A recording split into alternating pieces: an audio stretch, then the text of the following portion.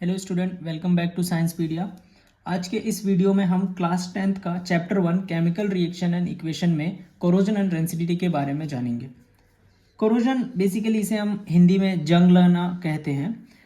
उसका एक English definition, जो साइंटिफिक डेफिनेशन क्या कहता है, when a metal is attacked by substance around it such as moisture, acid, etc., it is said to corrode and this process is called as corrosion. Okay, so basically इसमें क्या होता है, कोई भी एक सब्सटेंस हो, जैसे लोहे का सब्सटेंस हो या कोई भी सब्सटेंस, जब वो किसी एनवायरमेंट फैक्टर जैसे मॉइस्चर हो गया, एसिड हो गया या ऑक्सीजन हो गया, इनसे अटैक होता है और उसकी जो एक्चुअल प्रॉपर्टी रहती है वो खराब हो जाती है, करोड हो जाती है, तो इस प्रोसेस को हम क्या कहते हैं, कोरोजन कहते हैं।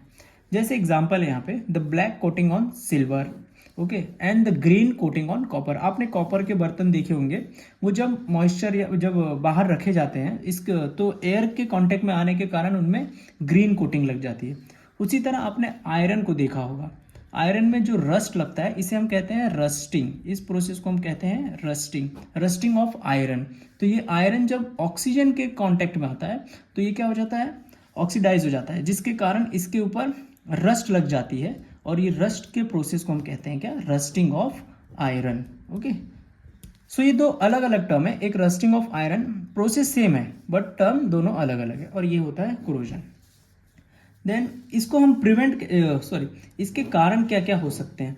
Corrosion causes car bodies, bridge, iron railing, ships and to all objects made of metal, specially those of iron. ये किन किन चीज़ों को हो जाता है, जैसे कार बॉडीज हो गई, ब्रिज हो गया, आयरन हो गए, रेलिंग हो गया, शिप्स हो गए, एंड कोई भी ऐसे ऑब्जेक्ट जो मेटल से बने हों जैसे कि आयरन, तो इन सबको कोरोजन होने के ज़्यादा से ज़्यादा चांसेस रहते हैं। इसको हम प्रिवेंट करने के लिए, जैसे आयरन में हम पेंटिंग कर सकते हैं, ब्रश पेंट किया जाता है, या फिर उसके ऊपर कोई भी है, जैसे अगर ब्रिज हैं या फिर कार बॉडीज हैं तो उनके ऊपर हम क्या करते हैं, ग्रीस लगा देते हैं, जिसके कारण उसमें क्या हो, रस्टिंग ना हो, जिसके कारण उसमें कोरोजन ना पड़े। तो ये इसे हम प्रिवेंट कर सकते हैं। नाउ रेंसिडिटी में क्या होता है, when fats and oil are oxidise they become rancid and their smell and taste change. Usually substances which prevent oxidation are called as antioxidant and are added to foods containing fats and oil.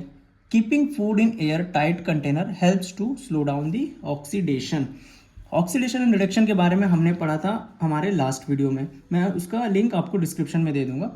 But उससे पहले हम जानते हैं rancidity क्या होता है। जैसे आपने कोई फूड लिया, ठीक है, सपोज आपने कोई चिप्स के पैकेट खरीदे या फिर कोई भी ऐसे खाना लिया, और उसको जब आप ओपन एयर में रख देते हैं, वो ऑक्सीजन के कांटेक्ट में आते हैं और क्या हो जाते हैं, ऑक्सीडाइज हो जाते हैं, जिसके कारण उनका जो एक्चुअल टेस्ट है और एक्चुअल स्मेल है वो हो जाता है क्या, चेंज हो जाता है। तो वो क्या हो जाएंगे, खराब होने लगेंगे, या फिर उनके ऊपर किसी किसी खानों के ऊपर आप देखेंगे कि फंगाई लगने लगेगा। तो बेसिकली क्या हो जाता है, रेंसिड होते हैं या रेंसिडाइज हो जाते हैं, ऑक्सीडाइज हो जाते हैं, और इस प्रोसेस को क्या बोला जाता है, रेंसिडिटी। इनको प्रिवेंट करने के लिए हम क्या डालते हैं, एंटीऑक्सीडेंट डाला जाता है।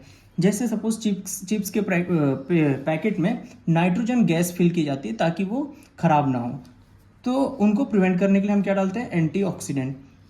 और इन्हें और दूसरे तरीके से प्रिवेंट किया जा सकता है, एक टाइट कंटेनर में आप रख लें इन खानों को, जिसके कारण ये क्या हो, रेंसिफाइड ना हो। ओके, इनका एग्जाम्पल क्या है रेंसिडिटी का, when a chips packet is expose to atmospheric air which result in change in taste and odour. तो जो भी चिप्स पैकेट रहते हैं, अगर उनको आप ओपन एटमॉस्फेयर में रख देंगे तो उनके ऑक्सीडाइज होने के कारण उनका जो एक्चुअल टेस्ट है वो क्या हो जाएगा, चेंज हो जाएगा। तो गाइज आप सब्सक्राइब कर लीजिए, आगे हम और भी वीडियो साइंस से रिलेटेड, केमिस्ट्री से रिलेटेड, क्लास 10 से रिलेटेड हम अपलोड करते रहेंगे। Thank you.